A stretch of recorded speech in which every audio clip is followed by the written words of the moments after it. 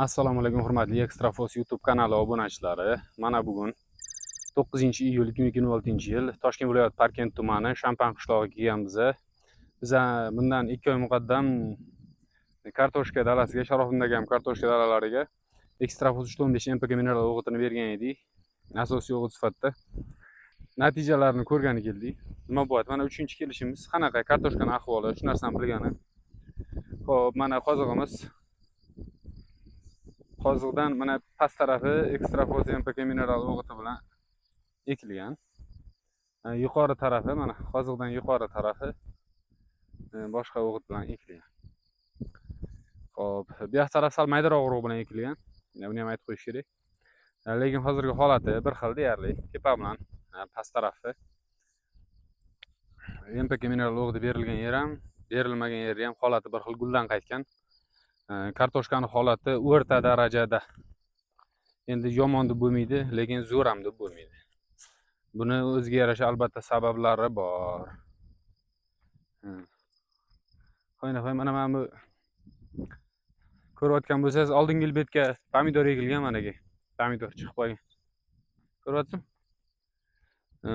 Bizani Parkent tumanining tuproqlari shunga degan parazit o't bor.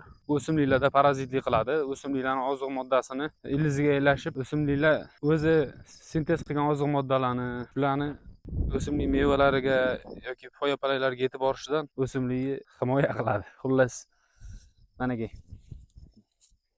tuproq o'ta quruq. Oldingi safar kelganda aytganmiz, o'sha kech qo'yatinglar, sug'orish kerak buni. Sug'ormasangiz mana shunga o'tib chiqib ketadi mana shunga. Shunga xavfi bor bu yerlarda. Tuproqlari yaxshi o'zi aslida. Gumusi normalniy, kebetlar yaylab bo'layotgan yerlar. Lekin shu o't xavfi yuqori bu yerda. Shu o'tda urug'lari ko'pda. Mana ko'ryapsizmi? Har bitta tupi tagida bor mana. Har bitta tupi. Endi tovuq qo'sha hamma kavla olganman bo'lavermaydi, lekin mana aniq.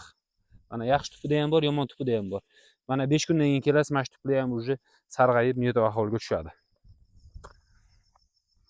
Endi bizning asosiy maqsadimiz Extrafos MPK o'g'iti berilgan yer bilan yuqori taraf berilmagan yerni hosildorlik qanaqa farq qiladi, shuni solishtiramiz.